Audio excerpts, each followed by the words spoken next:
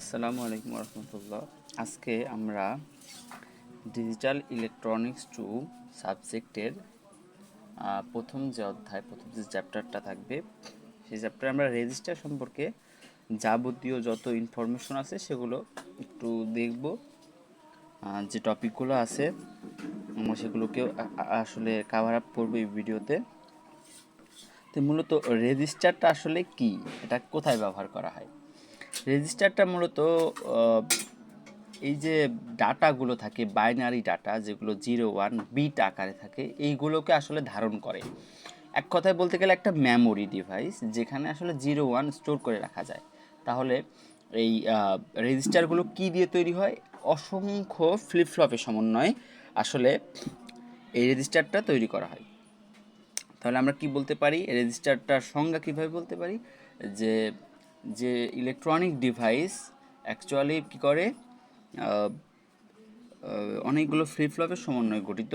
এটা একত্রে একটা ইউনিট হিসেবে কাজ করে। এটা অর্থাৎ সবগুলো ফ্লিপ ফ্লপ একত্রে একটা ইউনিট হিসেবে কাজ করবে এবং এগুলো বাইনারি ডাটাগুলোকে সংরক্ষণ করে রাখতে পারবে এবং এগুলোকে দরকার পড়লে স্থানান্তরও করতে পারবে। যদি দরকার পড়ে আমরা আমরা সেগুলোকে এক স্থান থেকে অন্য স্থানে সরাইতে পারবো। তো এবার এবার আসতেছে যে রেজিস্টারের শ্রেণী বিভাগ।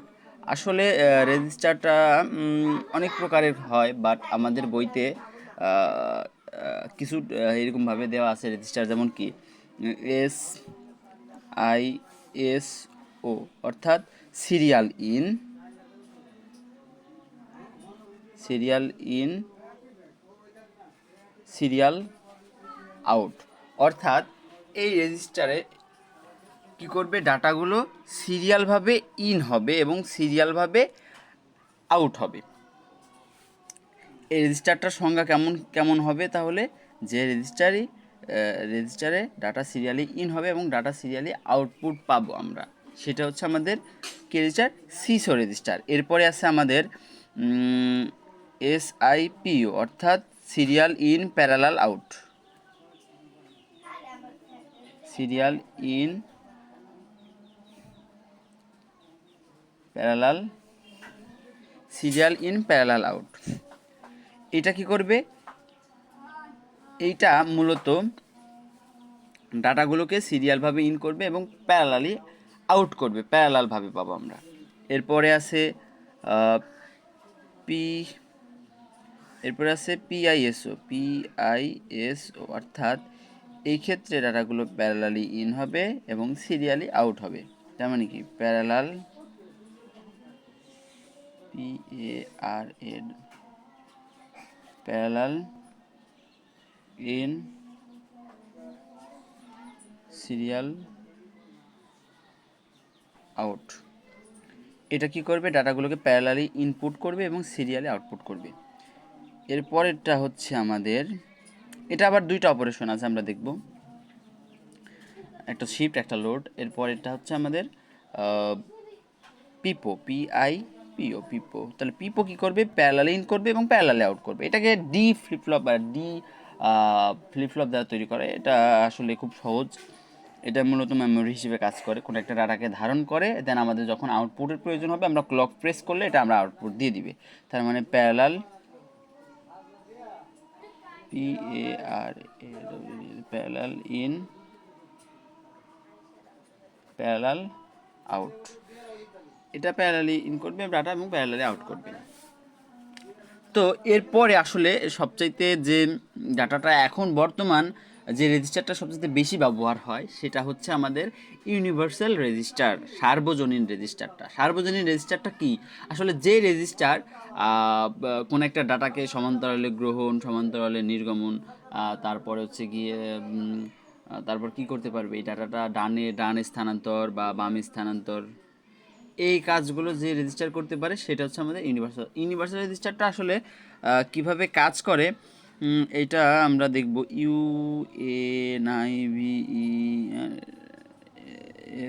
Universal shift register, shift REGISTER, shift রেজিস্টারটা এই সবগুলো কাজ করতে পারবে। মানে হচ্ছে গিয়ে এটা করতে পারবে কি ডানে স্থানান্তর,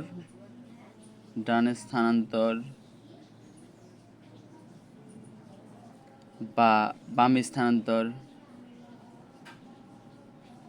সমান্তরালে গ্রহণ, সমান্তরালে নির্গমন, এই কাজগুলো করতে পারবে। এখন কথা হচ্ছে যে এগুলো পরীক্ষার খাতায় আসে যে সিসো রেজিস্টারের একটা আঁকাও 4 বিটের যদি হয়, তোমরা বিটগুলোকে আসলে খুব সুন্দরভাবে উপস্থাপন করতে হয়। আমি কয় বিট নিয়ে কাজ করবো? আমরা যদি 4 বিট নিয়ে কাজ করি, অর্থাৎ 0000 বা 1111, এই ধরনের যে বিটগুলো আছে 4টা করে, এই বিটগুলো নিয়ে যদি আমরা কাজ করি, তাহলে আসলে সেই রেজিস্টারটা 4টা ফ্লিপফ্লপ দ্বারা গঠিত হবে। এখন 4টা ফ্লিপফ্লপ সেগুলো কী ইউজ করবো আমরা? জেকে ফ্লিপফ্লপটা সবচাইতে কমন ফ্লিপফ্লপ, যেটা দিয়ে আসলে সব রেজিস্টারগুলো, ম্যাক্সিমাম রেজিস্টার এই জেকে ফ্লিপফ্লপ দিয়ে তৈরি করা হয়।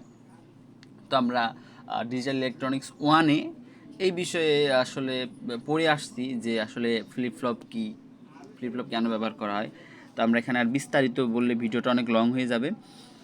আমরা একটু শর্টে আসলে এগুলো দেখার চেষ্টা করি। হ্যাঁ, আমরা যদি প্রথমে আরও কয়েকটা আছে, যেমন কি left shift register, right shift register, এইগুলো আসলে খুবই কমন রেজিস্টার। তারপর হচ্ছে বাইনারি কাউন্টার, এগুলো আসলে খুব সহজ। বাফার রেজিস্টার, এগুলো সম্বন্ধে আসলে কিছু বলার নাই, কারণ বাফার রেজিস্টারটা অ্যাকচুয়ালি যেটা হচ্ছে বাইনারি বিটগুলোকে সংরক্ষণ করে এবং আমাদের প্রয়োজন হলে সেটা আমাদের আউটপুটে দেয়। এটা হচ্ছে গিয়ে বাফার রেজিস্টার নর্মাল রেজিস্টারের মতোই কাজ করে। এখন এটায় আমরা দেখব সিসোটা কি আসলে, SISO, সিসো এর যে সার্কিট ডায়াগ্রাম সেটা একটু দেখি আমরা। তো আমাদের আগে 4টা ফ্লিপফ্লপ আঁকাইতে হবে। তো আমরা জানি ফ্লিপফ্লপ অ্যাকচুয়ালি আঁকাই কীভাবে, পরীক্ষার খাতায় আমরা কিভাবে লিখব, এটা হচ্ছে মেন কথা। আমি একটু আঁকাইনি, তারপর আমি বলে দিচ্ছি কীভাবে লিখতে হবে।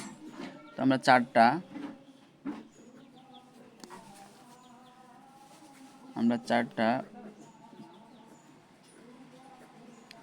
ফ্লিপফ্লপ আঁকাবো। এগুলোর নাম দিব J K J K J K J K. এটা হচ্ছে flip-flop FF1, FF2, FF3, FF4। এখন এই ফ্লিপফ্লপে এগুলো এগুলো আঁকানোর একটা নিয়ম আছে। সব জিনিসে যেমন নিয়ম থাকে এগুলোর আছে। এগুলো হচ্ছে গিয়ে ক্লক পালস অর্থাৎ বৈদ্যুতিক সংকেতের মাধ্যমে কাজ করে। আমরা জানি কি যে ডাটাগুলো, এখানে একটু বোঝার বিষয় আছে যে আমরা যখন একটা কম্পিউটার কোনো একটা বিটকে মানে কোনো একটা সিগন্যালকেও ধারণ করে, তখন সিগন্যালটা আসলে হয় হচ্ছে ডিজিটালগুলো দেখতে হয় এমন, যদি আমাদের কোনো ধরনের জিরোতে থাকে সিগন্যালটা এইভাবে যাইতে থাকে। যখন 1 প্রেস করা হয় দেন এটা উপরের দিকে উঠে, এবং কতক্ষণ স্টেবল থাকবে ওই 1টা সেটা এইভাবে এইটা দ্বারা বুঝবো যে এটা স্টেবল আছে। দেন যখন আমরা সুইচকে ছেড়ে দিব, দেন এটা নেগেটিভ একটা স্ট্রেগারিং হবে, দেন এটা নিচের দিকে নামবে সিগন্যালটা, দেন আবার জিরোতে চলে যাবে। তার মানে কি এইটুকু ছিল 0, এটুকু যখন উঠতে শুরু করলো সেটা হচ্ছে 1। স্টেবল যতক্ষণ করলো এটা হচ্ছে তার স্টেবল টাইম, দেন এটা হচ্ছে কি ফলিং এজ টাইম। তো এই ক্লক পালসটা ঠিক এইভাবে কাজ করে, অনেক জায়গায় সিম্বলটা দেওয়া থাকে, দেন এটা হচ্ছে আমাদের 0 হয়ে গেল আবার। তো এখন আমাদের কি করতে হবে, যেহেতু সিরিয়াল ইন সিরিয়াল আউট, সেক্ষেত্রে আমরা কি করব, ডাটাকে কোন পাশ থেকে দিব। এখন এক পাশ থেকে দিলেই হয়, বাট আমরা লেফট থেকে বইতে দেওয়া আছে, আমরা লেফট থেকে দিতে পারি বা রাইট থেকেও দিতে পারি। তো আমরা লেফট থেকে দিই। তো এখান থেকে যদি আমরা ডাটাকে ইন করি, এই যে ডাটাকে আমরা কি করতেছি, ডাটাকে ইন করতেছি। ডাটাকে যখন ইন করব, দেখেন এটা হচ্ছে data input line, data DIN, data input. এবং এখানে একটা আমরা নট গেট যুক্ত করে দিব, এটা মনে রাখার বিষয়। এখানে একটা নট গেট দিয়ে আমরা এর নেগেটিভ হিসেবে যুক্ত করে দিব। দেন এইভাবে এইভাবে এইভাবে যাইতে থাকবে এগুলো। এখানে আমি ডাটা আউটপুট পাবো, ডি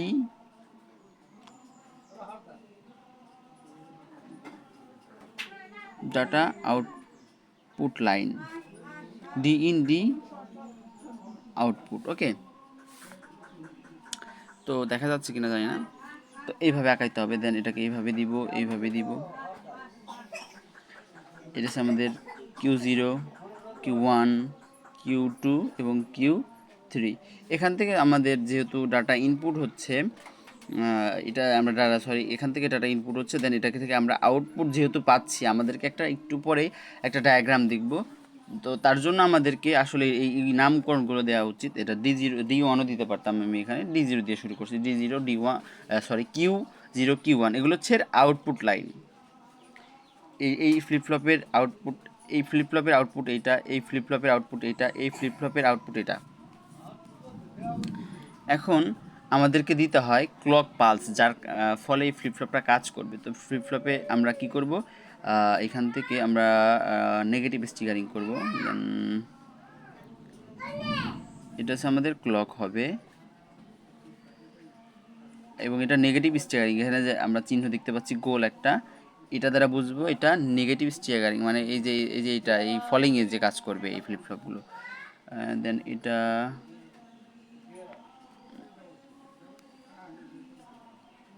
এটা পরীক্ষার খাতা এভাবে দিয়ে এখানে লিখতে হবে CLK, তার মানে কি ক্লক। এরপরে আমাদের আরও দুইটা জিনিস দিতে হয়। একটা হচ্ছে গিয়ে আমরা ক্লিয়ার বাটনটা দিব, CLR। তো এটা যেটা থাকবে সেটা হবে আমাদের CLR। এটা হচ্ছে গিয়ে এই ফ্লিপফ্লপটা যখন কাজ করা শেষ হয়ে যাবে আমাদের রিসেট করতে হবে, কারণ এখানে যখন আমরা ডাটা দিব, দেন ডাটাকে এটা আমরা এখানে আউটপুটও পাবো। তো আউটপুট যখন পাবো তখন আসলে আর আমাদের দরকার পড়বে না আবার নতুন করে যখন কোনো একটা ডাটাকে আমরা ইনপুট করতে যাব, সেক্ষেত্রে আমাকে রিসেট করে নিবার জন্য CLR বাটন দিতে হবে। তো এই তো ছিল সার্কিট ডায়াগ্রাম। এটা আহামরি কোনো কঠিন বিষয় না, আমাদেরকে জাস্ট এটা মনে রাখতে হবে এখানে একটা নট গেট যুক্ত করে দিব, কারণ এখানে যা দিব এখানে তার বিপরীত জিনিস ঢুকবে। তারপরে আসলে একটা CLR দিতে হয়, একটা ক্লক পালস দিতে হয়, এটা হচ্ছে কমন। তো আমরা যখন সিরিয়ালি ডাটা ইনপুট করব তখন এটা আসলে কিভাবে কাজ করবে। তো আমাদের একটা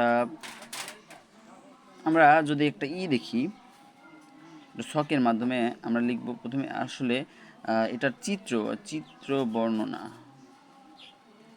পরীক্ষার খাতায় চিত্র বর্ণনা দিব, দেন আমাদের কার্যপ্রণালী দেব, কার্যপ্রণালী। আমরা এটা যেমন বিবরণ দিয়ে দিচ্ছি, এর পরেরগুলোতে হয়তো নাও দিতে পারি, হয়তো সময়ের আসলে অনেক সংকট, কেননা ভিডিওটা অনেক লং হয়ে যাবে। চিত্র বর্ণনার ক্ষেত্রে আমরা দিব যে উপরের চিত্রে পরীক্ষার খাতাটা কিন্তু আমরা প্রথমে একটা চিত্র দিতে হবে, তার আগে দিতে হবে যে serial in serial out actually কী। তার মানে যে শিফট রেজিস্টারের সাহায্যে কোনো ডাটাকে সিরিয়ালি ইনপুট করা যায় এবং সিরিয়ালি আউটপুট পাওয়া যায়, সেটা হচ্ছে গিয়ে serial in serial out register. তো এইটা যখন হয়ে যাবে দেন আমাদেরকে যে কথাটা বলতেছিলাম যে এইভাবে চিত্রটা আঁকাইতে হবে এবং চিত্রের বর্ণনা দিব। উপরের চিত্রে 4 বিটের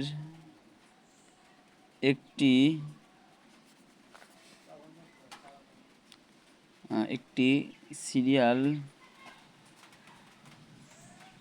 ইন, তারপর সিরিয়াল আউট রেজিস্টার দেখানো হয়েছে, যার input data bit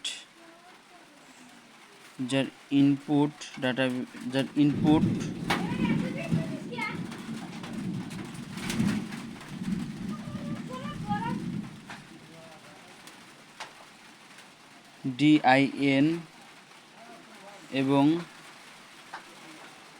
output line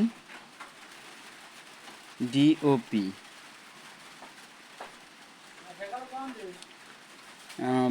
এরপরে আমরা দিব যে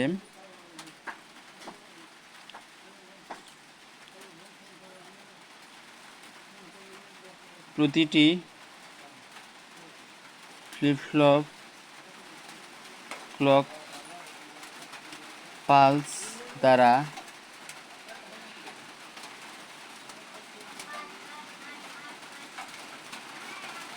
নিয়ন্ত্রিত হয় এবং CLR দ্বারা, এখানে আটতেছে না আর বৃষ্টিও শুরু হয়ে গেছে, তো আমি জানি না কথা আসলে ক্লিয়ার আসবে কি না, এরপরে হয়তো আমি বৃষ্টি কমার পর হয়তো ভিডিও আপলোড করব। তো সিএলআর দ্বারা নিয়ন্ত্রিত হয়, কথাগুলো একটু না শোনা গেলে হেডফোন ইউজ করতে হবে, কিছু করার নেই। তো নিয়ন্ত্রিত হয় এবং সিএলআর ফ্লিপ ফ্লপগুলোকে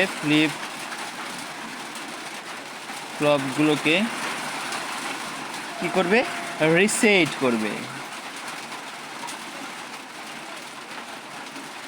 আমাদের এই পর্যন্ত দিলে আমরা বুঝতে পারলাম বিষয়টা, যেটা হচ্ছে চিত্র বর্ণনা করলাম। দেন আমরা কার্যপ্রণালীতে যখন যাব, কার্যপ্রণালী, তো কার্যপ্রণালীতে গিয়ে লিখতে হবে যে এখানে be in a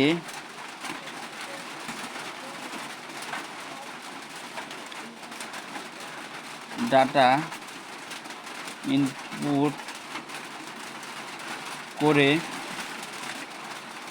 clock press করলে ডাটাগুলো সিরিয়ালি শিফট হতে থাকবে। এগুলো কিন্তু মুখস্থর বিষয় না, আমি কিন্তু এগুলো মুখস্থ করে লিখতেছি না। এগুলো মুখস্থ করে আসলে লিখতে গেলে অনেক সমস্যায় পড়তে হয়। এগুলো আসলে চিত্রটা যেভাবে আঁকাইছি আমি বর্ণনাগুলো সেভাবে দিয়ে যাব, সব ক্ষেত্রে একই রকম। তো এরপরে আমরা যদি 4টা বিট নিয়ে আসলে কাজ করি, তো নিচের ছকে 0 1 1 0 বিট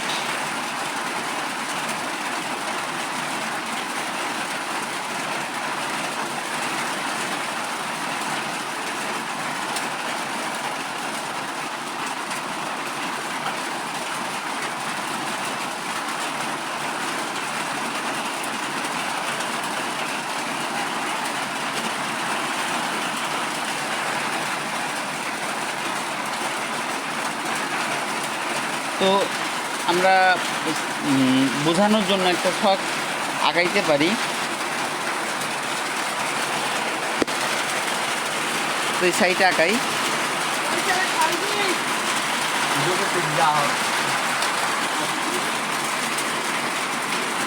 তো এরপরে আমাদের কী করতে হবে, এই সাইডে আমরা এখানে দিব ক্লক পালস, এখানে দিব হচ্ছে গিয়ে আমাদের ডাটা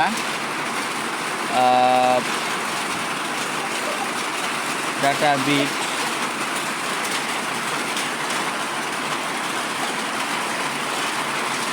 আউটপুট ডাটা।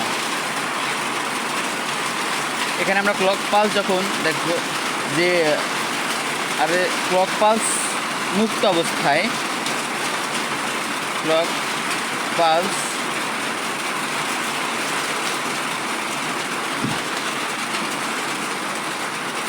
কি অবস্থায়, রিসেট অবস্থায়। তো এটা তো আমাদের এইভাবে নামবে ডাটাটা, তো এখানে কিছু থাকবে না প্রথম অবস্থায়। তো আমাদের কয়টা আছে আউটপুট, দেখেন এই একটা আউটপুট, এই একটা আউটপুট, এই একটা আউটপুট, এই একটা আউটপুট। তার মানে কি Q0 Q1 Q2 Q3, এগুলো মুখস্থ করার বিষয় না, জাস্ট বোঝার বিষয়। তো আমরা যদি ফার্স্ট ক্লক পালস দেই, ফার্স্ট সিএলকে ক্লক পালসে আমরা যখন কত দিব, এখান থেকে দেখেন 0 দিব, তো আমরা দিব কি 0। তো তা 0 যে যখন রিসেট অবস্থায় ছিল তখন ক্লক পালসগুলো আসলে সবগুলোই যে আউটপুটগুলো সবগুলোই ছিল 0। যখন আমরা 0 দিছি তখন অ্যাকচুয়ালি কী হয়েছে, তখনও সবগুলো 0 হয়ে গেছে। এটা হচ্ছে সেকেন্ড ক্লক পালসে আমরা কি দিছি, 0 দিছি, তো আউটপুটে আমরা কি পাইছি, সবগুলো 0ই। তো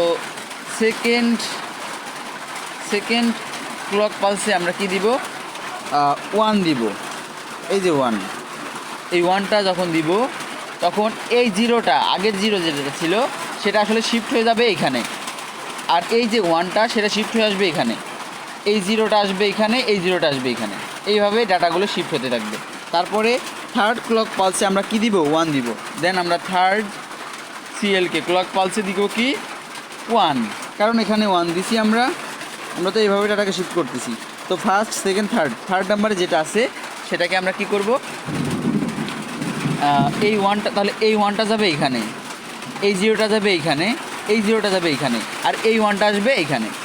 আমি মনে হয় বুঝাইতে পারতেছি। এরপরেরটা দেখি আমরা, তারপরে আছে কি 0 4 নাম্বারে, তার মানে কি ফোর্থ ক্লক পালসে আমাদের কি আছে 0 আছে এখানে, তাই না? এই 0টাকে আমরা এখানে দিব। দেন আমরা কি করব এখন, ক্লক পালস অনুযায়ী দেখেন এই 1টা আসবে এইখানে, এই 1টা যাবে, সরি দেখাইতে পারতেছিলাম না। দেখেন আমরা যখন ফোর্থ ক্লক পালস দিছি তখন এখানে কি ছিল 0, এখানে আমাদের কি ছিল 0। তো আমরা সেই 0কে ফোর্থ ক্লক পালসে দিছি। এই 1টা দেখেন শিফট হয় কীভাবে, এই 1টা যাবে আসলে এইখানে, এই 1টা যাবে আসলে এইখানে, এই 0টা যাবে আসলে এইখানে, আর এই 0টা আসবে এইখানে। আমরা আউটপুটেও কি পাবো 0 1 1 0, আমরা আউটপুটে কিন্তু একই মান পাইছি। তো এইভাবে আমরা ওদেরকে দেখাবো, যেভাবে আমি এখানে লিখছি। পরীক্ষার খাতা এইভাবে লিখলে আসলে কোনো সমস্যা হবে না। হ্যাঁ, আলাদা করে দেখাই দিতে হবে, এই দাগগুলো না দিলেও হবে, একটা ছক আকারে দিয়ে আমরা জিনিসগুলোকে ওদেরকে বোঝানোর চেষ্টা করবো যে আসলে শিফট রেজিস্টার এইভাবে কাজ করে। দেন এরপরে একটা ডায়াগ্রাম ছিল, যেখানে ছিল টাইমিং ডায়াগ্রাম, যে বিষয়টা থাকে সেটা যদি একটু বোঝার চেষ্টা করি। এটা হচ্ছে আমাদের CLK, এটা হচ্ছে আমাদের ক্লক পালস, দেন এটা হচ্ছে আমাদের Q0 Q1 Q2 এবং এটা হচ্ছে আমাদের Q3। তো আমরা যখন ক্লক পালসগুলোকে দেখব যে আসলে বিষয়টা আসলে হবে এমন,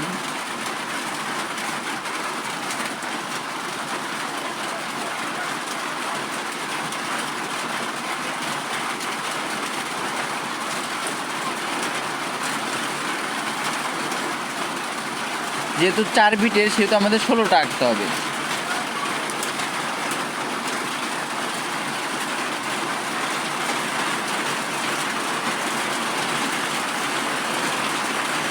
তো এটা আসলে হাত দিয়ে আঁকানোটা অত সহজ না। আমি একটু, ভিডিওটা অনেক লং হয়ে গেছে, এর পরের ভিডিওতে আমি দেখাই দিব আসলে এই টাইমিং ডায়াগ্রামের বিষয়টা, আর এই সবগুলো আমি দেখাই দেব যে এগুলো আসলে কিভাবে কাজ করে। ইউনিভার্সালটাও আমরা দেখাই দিব।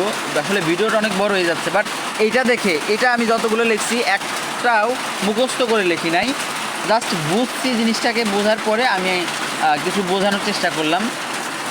সো এরপরে আমরা আরও 3-4টা দেখব, ডানে স্থানান্তর, বামে স্থানান্তর, এগুলো দেখবো। ডাটাকে কীভাবে ডানে শিফট করা যায়, বামে শিফট করা যায়। সো এই ভিডিওটা এই পর্যন্তই, দেখা হচ্ছে সেকেন্ড ভিডিওতে।